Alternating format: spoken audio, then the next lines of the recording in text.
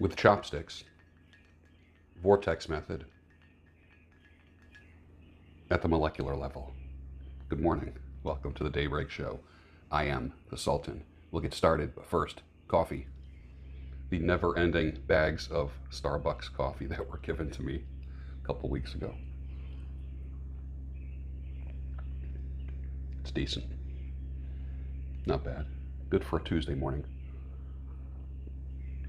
Yesterday we weren't here because of the American holiday Memorial Day. I hope everyone had a good time and you remembered those that gave their lives for freedom.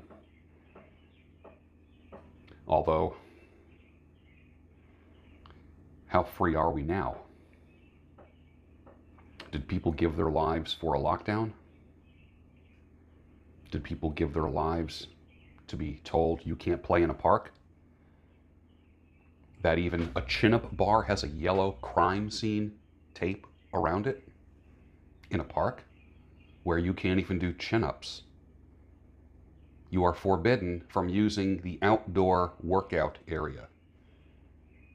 Balance beams and various, in these walking parks, there's like a little area that has like different levels of chin-up bars, balance beams, push-up areas, that kind of thing. Yellow tape around them. God forbid you exercise. It's not supposed to be like this, and you know it.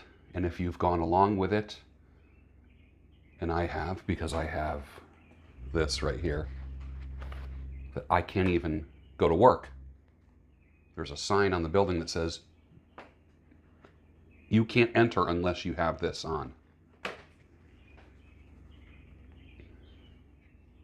While American men are painting their fucking nails and becoming women, Putin laughs and he's thinking, let's just wait about 10 years and we'll be able to just walk right into America and take over.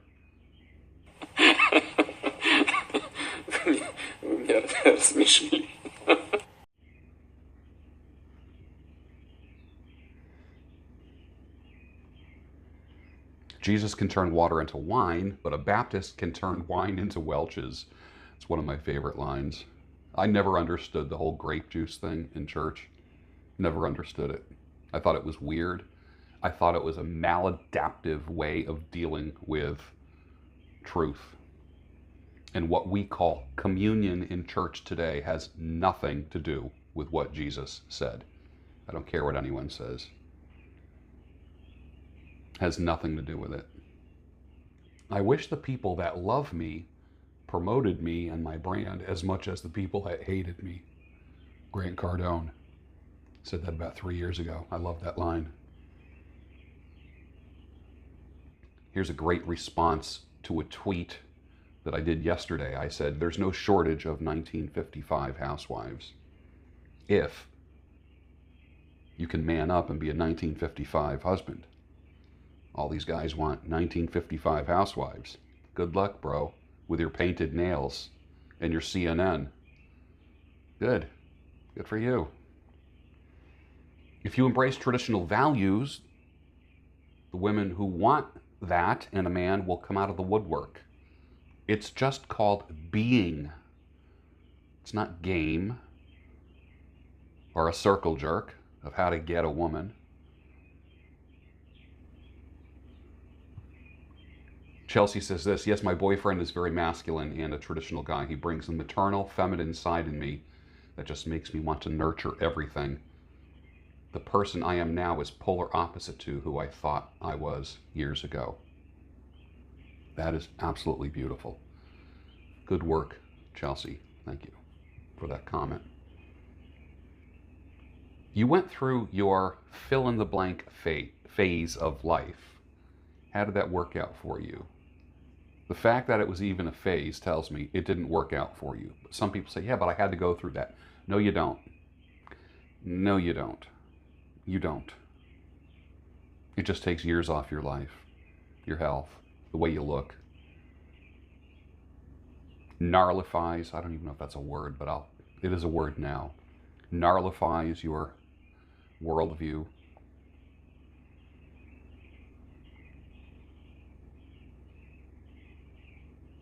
said this a couple weeks ago, every monster in your life, you created. Every single one. When you show me the ugliness in your life, the things that you've gone through, the things that you're experiencing now, when I dig deep enough, and if you share honestly, I can show you where you played a role in that, in creating that fact. That's taking full, extreme responsibility for yourself, rather than being a victim. Every divorced guy I know plays a victim. Yeah, but you don't know what happened to me. I don't need to know what happened to you. I know what happened to me. And I know the role that I played in it. It's time, brothers, to take extreme responsibility and stop blaming everyone else. Your ex, feminism, the government. Sit the fuck up. Sit up straight. Suck your stomach in, shoulders back, chest out, and be a fucking man. Well, that all depends what you mean by being a man. Shut up. Put down the nail polish and listen to me. You know what's right in your heart. Maybe you don't, because you were raised by your mother or a weak-ass father. Get me going on a Tuesday morning like this. Looking good is always better than looking younger. Always. Looking good for your age. You know, women are obsessed about looking younger. Talk about game. Wow, you're 40? I swear, I thought you were 27. Points. Come on. All right, stop it. If you look good for your age, that's fantastic. What a worthy goal, to look good for your age. Looking younger, I look back at some of the friends that I've had in the acting and modeling industry, and their faces are pulled tighter than a drum. They got big, fat, puffy lips. Their eyes look like they're Asian. Nothing against Asians, but I think only Asians should have Asian eyes. Puffy cheeks, like right here, like someone popped you on each side and then popped you in the mouth, and the upper lip is so fat. It's like, come on. And then the fake color hair. Come on. Honest to God. You really are aging. Some people say, well, I'm fighting it. You're aging underneath the veneer. And all the jokes about 2 or 3 months of you know what and not being able to get to a salon, those are true. That humor is based upon reality.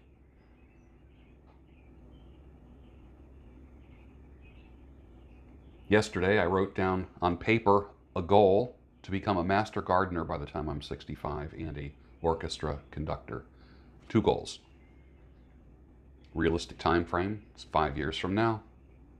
What are your 5-year goals? What, you don't have them? I will see Joe Satriani and Phil Keggy, and my wife-to-be, whoever that is, will join me. She can see Christian Zimmerman and Adam Palma, and I will join her. Neither one of you has to do everything that the other person wants to do. Only. That does go in both directions, that door. It swings in both directions. Men, when was the last time you wanted to do something that your wife or girlfriend wants to do? Oh, you do that all the time? Well, you need to get back at least one of your testicles. But if you've never done that, that doesn't mean you're giving up your balls. That means you're just cooperating. And that makes a great relationship. It goes in both directions. Do you go to only restaurants that you want to go to, or only ones that she wants to go to? I'm not talking about being indecisive and being one of those wishy-washy, soy, kind of man, boy, child kind of guys. What do you want to do? I don't know. What do you want to do? I don't know. What do you want to do? I'm not talking about that. I'm talking about cooperating with your wife or girlfriend. And I'm not going to say significant other. Screw that. The minute anyone says significant other to me, I just tune them out. What the fuck is a significant other? That's a sociological term that was created for only one friggin' reason. And it sounds stupid when people say it.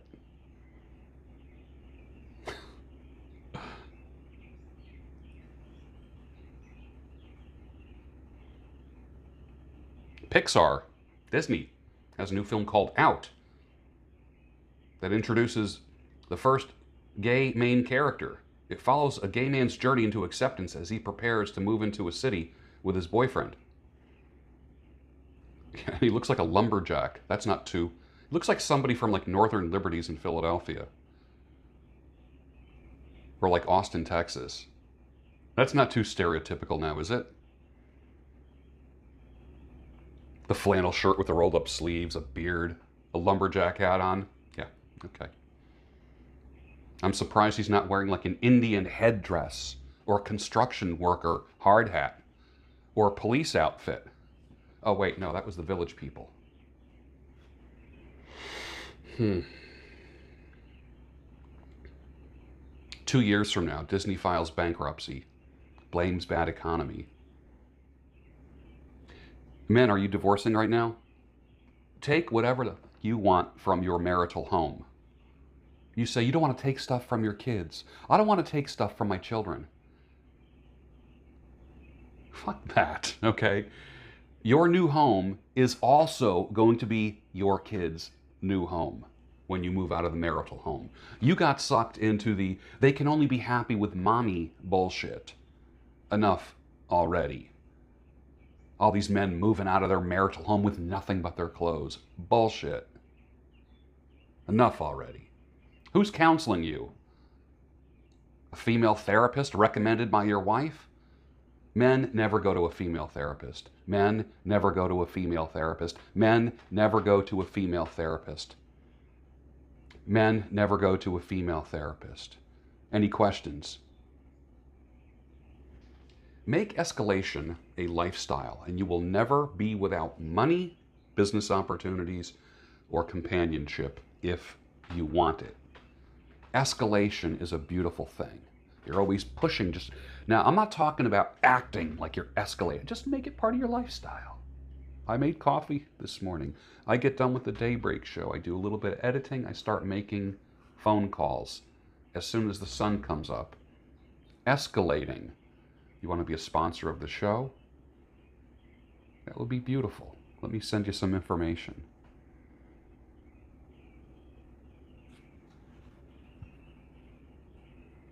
Escalate everything to the next level. Everything. Everything. Everything. Make it a lifestyle. You know how you can tell if a guy took that picture of her? Her head is tilted. Douchebag across the table at the $250 dinner. Let me take a picture of you. She's like, that picture, asswipe, is now her profile picture on Bumble. Looking for the guy to replace your sorry ass. The guy who will just have her in the parking lot and she says, screw dinner, let's just do this now. And you're saving up for your next date. When's it going to sink in, dudes? When's it going to sink in? You're not going to buy your way into a woman's heart. If it's not there, if she does not have a natural desire for you, an almost immediate desire, you're wasting your time, you're wasting your resources, and you're going to be frustrating yourself. Spend more time working on you, and when you are optimized, they come out of the woodwork. They are attracted to you. Go ahead, take your courses. Take your dating courses. Take your pickup courses. Go ahead, watch the other YouTube channels of all those guys telling you how to get women and about female nature. What am I going to do with you? When will you ever learn? Footnote, the girl with the tilted head picture on Bumble. He took the picture of her. He texted it to her thinking he was doing her a favor. It's now her profile pic. Good job, Brad. George Bernard Shaw had a shed that was on a giant swivel, a lazy Susan, so the whole shed could rotate in order to get the best light of the day as the sun went across the sky. Pretty darn cool. Small little shed. I started looking up writers' sheds this weekend and really enjoyed studying them. Children's writer Roald Dahl was also a writer of noir stories, dark stories. You don't know that. You know Willy Wonka and those kind of stories. But he wrote some really dark stuff that got published, and he wrote a James Bond film screenplay. Yeah, You Only Live Twice, I think. I think that's the one. He wrote Alfred Hitchcock stories. Some really dark stuff. He wrote them in an authentic gypsy wagon, and it inspired him. He copied Dylan Thomas's writer shed concept, which got him out of the house and away from family, in order to fuel his imagination. You know, I have my shed in my backyard that I call a Van Gogh room. I'm inspired there. I rest there. I think there. I'll take a little snack out there and a cup of coffee and eat and drink. Speaking of coffee.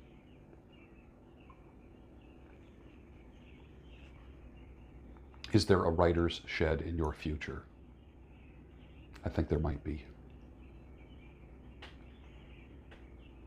It was just one of those things, just one of those crazy flings, one of those bells that now and then rings, just one of those things. So goodbye, dear, and amen. Here's hoping we meet now and then. It was great fun, but it was just one of those things. Written by Cole Porter, probably in the 30s or 40s. I love the version by Frank Sinatra that he sang in 1954. Look it up. Just One of Those Things by Frank Sinatra. Interesting song. When you get up at 4 a.m., there's no TV show at night that's interesting enough to keep you from going to bed early. Someone said, how do you get up so early? I say, start getting up early now. Like, get up at 3:30 now. Your ass will drag for a day, the second day, the third day. But what happens is by the third day, come 7 o'clock, you're 7 o'clock at night, you're like, ah. And then you're thinking of going to bed around 8:30, and you'll be out by 9. I start thinking that way at about 7, and I'm usually gone by 8:30. I try to go to, ideally I would go to sleep at 8 o'clock if I could. But it's light out now, and that's kind of I have to work with nature. And my typical sleep schedule is 8 p.m. at night to 4 a.m. This morning, I got up at 2:30. I got 6 hours of sleep. I went to bed at 8:30. I got up at 2:30. I will be needing a nap later, most definitely. But when you wake up, get up.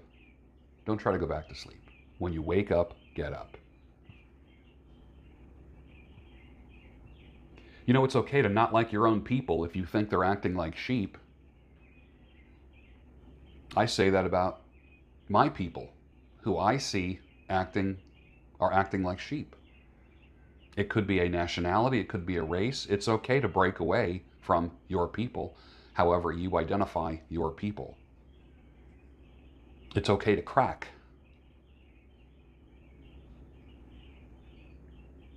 If you don't marry her, she's not your wife. It doesn't have to be a state ceremony. It doesn't have to be in a church if you don't want it to be. But to go on year after year calling your live-in girlfriend a wife is very disingenuous. A lot of people doing that. Stop calling her your wife. And ladies, stop calling him your husband. You're not married. Get married. Wife and husband are terms used for people who made a commitment. And remember, it doesn't have to be a state wedding. But just make it real. Enough of this husband and wife stuff. Stop it already. With your live-in girlfriend. Shacking up does not a wife make. She's stupid for even trusting you. 50%, I am convinced, 50% of what we call mental illness today is evil. Like satanic evil. dark shit from hell. I believe that.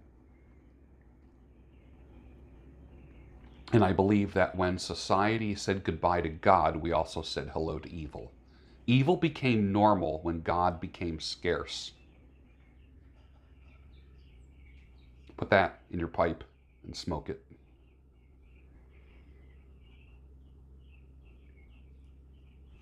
Again, someone said, how do you get up so early? Go to bed early. Eliminate TV and news programming. Get up at 3:30 for a few days.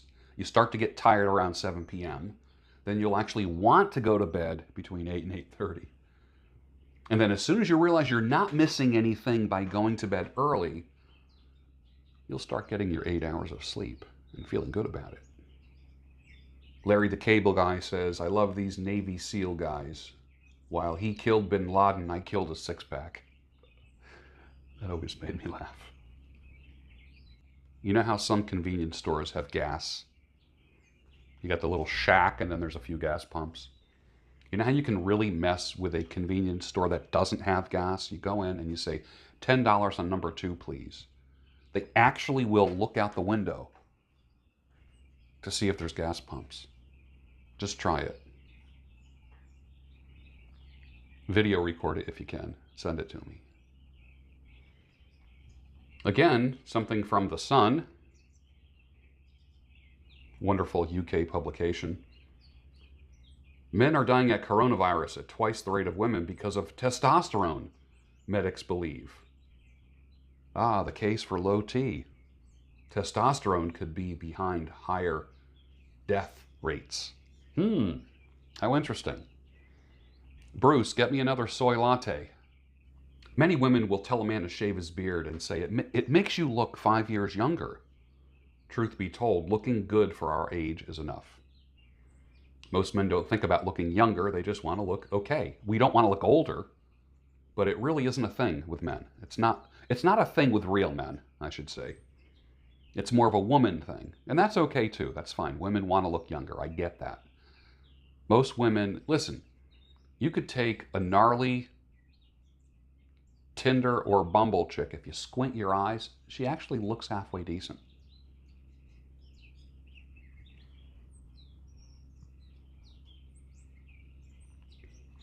Men, a certain percentage of the women that you will meet online were born biologically male.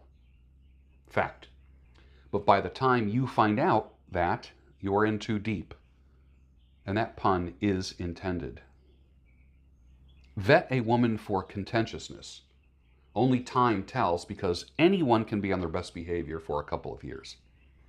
Vetting doesn't work while the sex is often and good, because she can turn on great sex like a faucet in the same way she turned it off for the guy before you.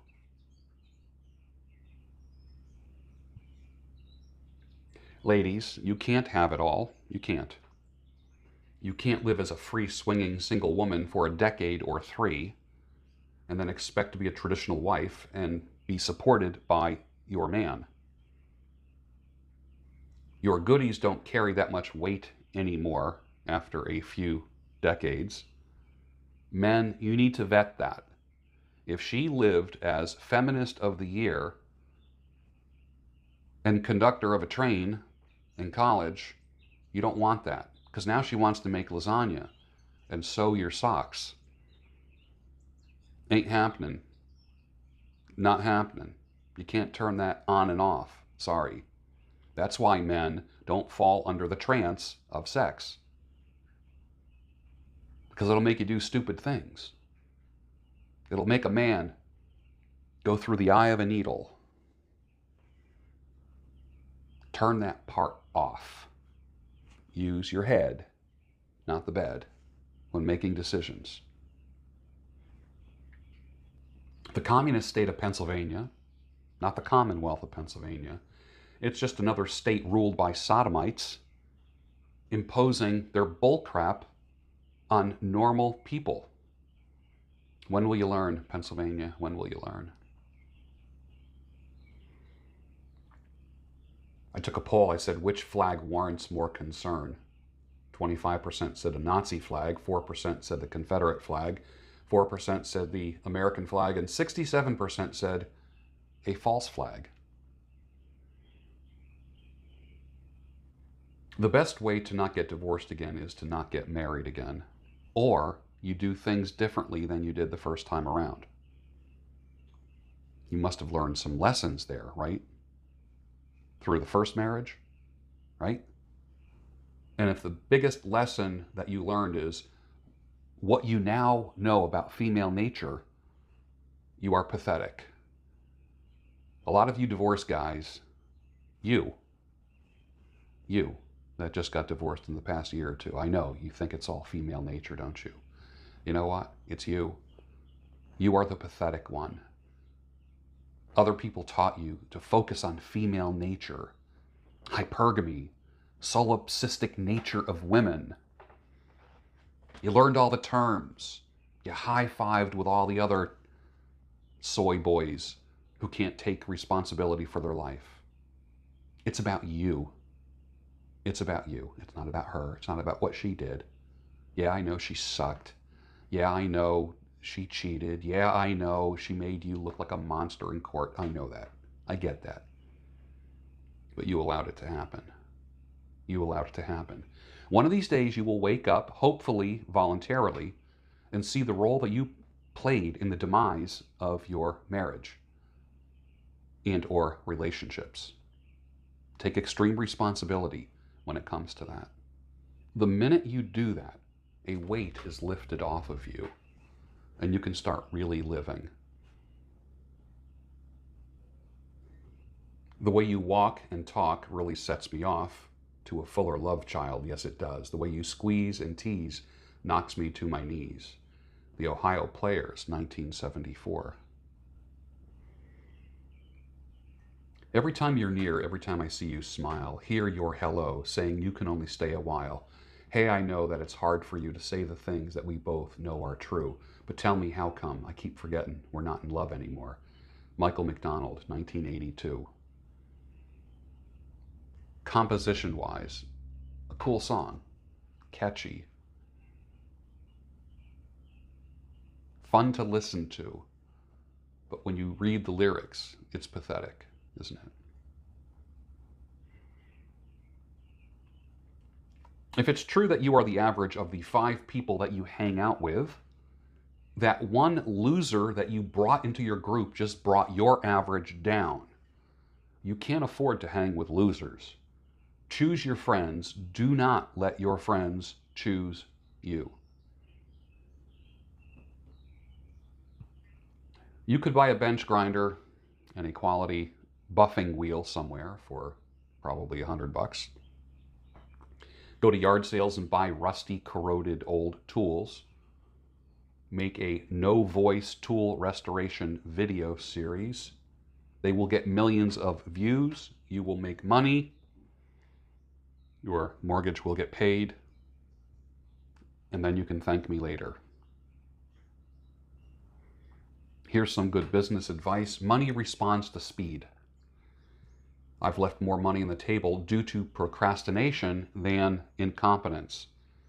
As I heard one say, it's not the big that eat the small, but it's the fast that eat the slow.